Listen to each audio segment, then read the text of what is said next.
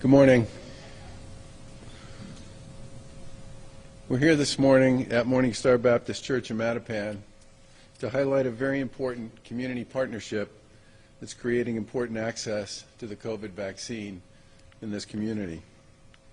I want to start first of all by thanking Bishop John Borders of Morning Star for hosting us, and I want to thank Kate Walsh, who's the CEO of Boston Medical Center, and Walleye Valdez, who's the CEO of Mattapan Community Health Center, who are the other two legs of this particular stool who are making this happen here in this facility. I've been to this church a number of times. I came as a private citizen because I had some friends who were members here. I came as a candidate. I've been here several times just to participate in services since we've been in office. Bishop Borders and the folks here were kind enough to open the doors for the interfaith service that we had before our second inauguration. This is a really special place in this community. It absolutely feeds the soul, but it also feeds the community physically in a variety of ways. This vaccination program is another example of its role in this community. People register to vote here. People do vote here.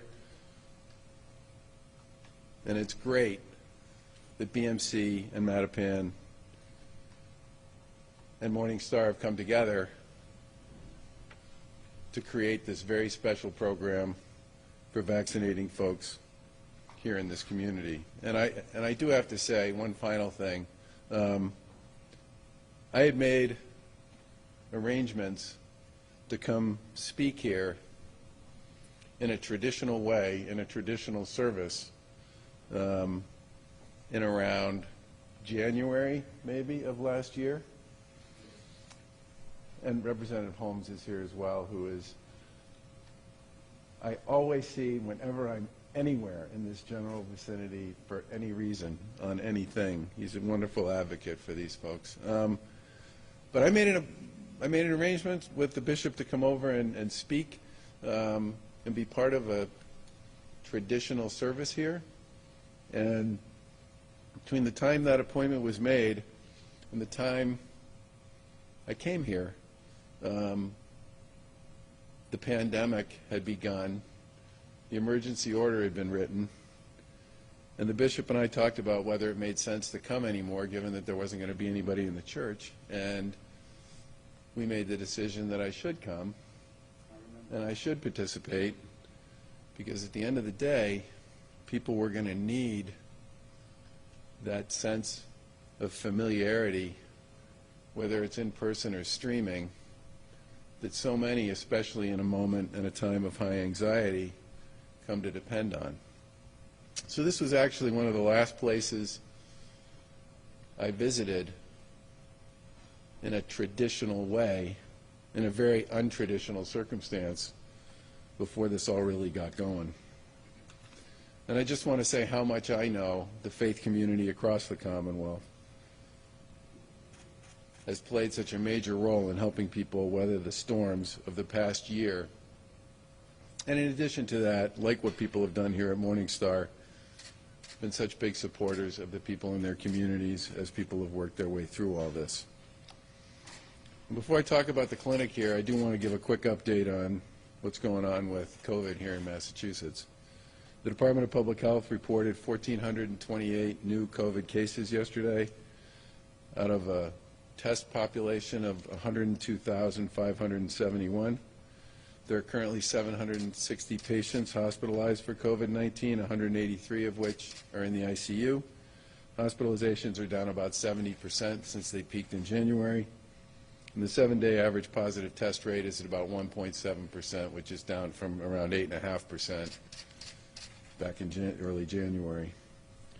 Vaccines, as of yesterday's daily report, about 2 million vaccines have been shipped to Massachusetts, and about 1.7 million have been administered, for an administration rate of about 85%.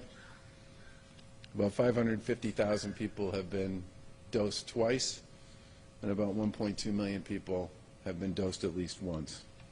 Massachusetts currently leads the nation for first doses administered per capita among the 24 states that have more than 5 million people, and we're number 7 nationally amongst all states for that particular metric. And by this point, we vaccinated around 90% of our long-term care residents, about 70% of staff in those facilities, and people over the age of 75,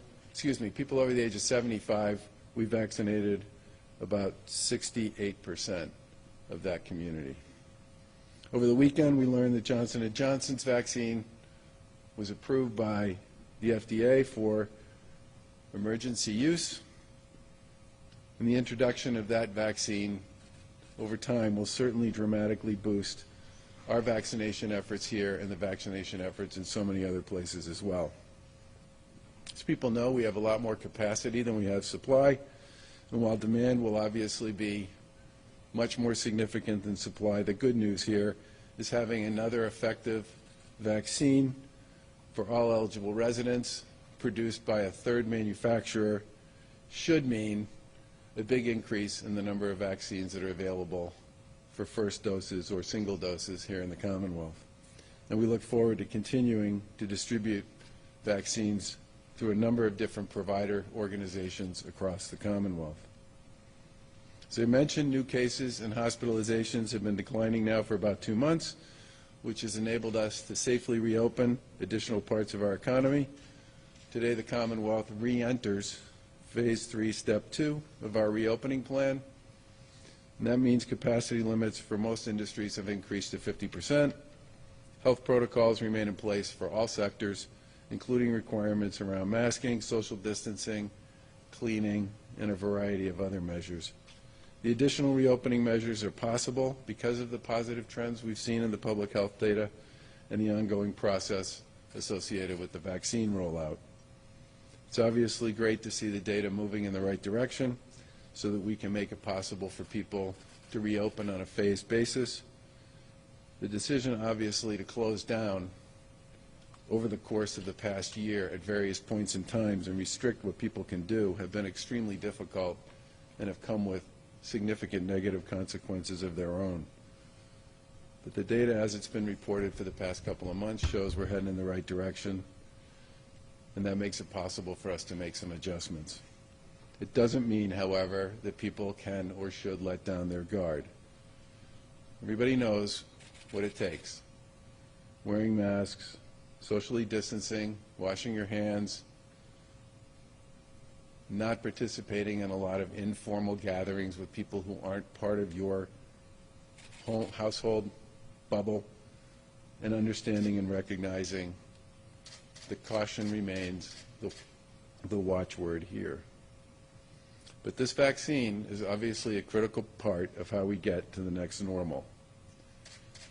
And it's also critically important as we roll this out that we make sure we get to every community in the Commonwealth. We recognize that COVID hasn't affected every community the same way, and communities of color have been much harder hit. We've been constantly mindful of that fact throughout our response to the pandemic and this vaccine rollout. Starting with the Vaccine Advisory Group, which launched back in October, we made sure that voices from communities of color, faith leaders, and community health centers were well represented as we planned for the vaccine rollout. And throughout the early part of this year, we've launched a series of initiatives that are designed to ensure the vaccine rollout covers all of Massachusetts and is responsive to the disproportionate impact of the virus in certain communities. This particular clinic here at Morning Star Baptist Church is a great example of how we're working together to ensure that everybody has access to the vaccine who wants it. Boston Medical Center, Mattapan Community Health Center, and Morning Star are all trusted organizations in this community, and they work together to set up a site that launched last month. With this clinic, they're working to break down barriers to the vaccine and to improve health outcomes for people here and elsewhere. We recognize there's a hesitancy around the vaccine, and much of this hesitancy is born of generations of systemic racism and disproportionate access to quality medical care in black and brown communities.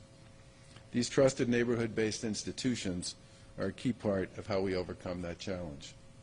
Since launching in mid-February, this clinic has administered over 1,000 vaccines, and as supply increases, the site will eventually have the ability to do about 500 shots a day. In a moment, Bishop Borders and Wally Valdez of Mattapan Community Health Center and Kate Walsh from BMC will talk about this unique and important partnership. Sites like this are a great example of how we can keep the focus on equity and support the communities that have been most impacted by the virus.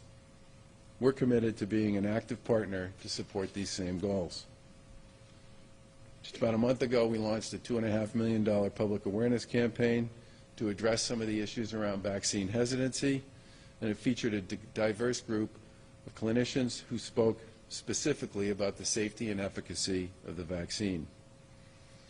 Almost all the research has been done, not just here in Massachusetts, but around the country, shows that medical experts are the most trusted voices when it comes to addressing concerns about the vaccine, especially among people of color. And we're grateful for all the doctors of color from hospitals across Massachusetts who stepped up to help us deliver this message. We also launched a targeted initiative that identified 20 of the hardest hit communities based on social determinants of health and the disproportionate racial impacts of COVID. And despite that limited supply we've had statewide, we've prioritized these 20 communities with continued shipments of first doses of the vaccine.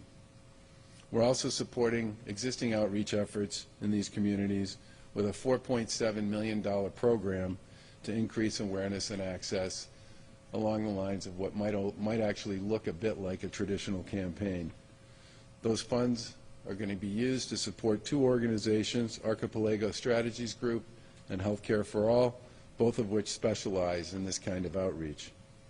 The goal is to invest in community-based initiatives that support local residents and to work with local leaders to help get the word out, break down barriers, and encourage people to come get vaccinated in their community.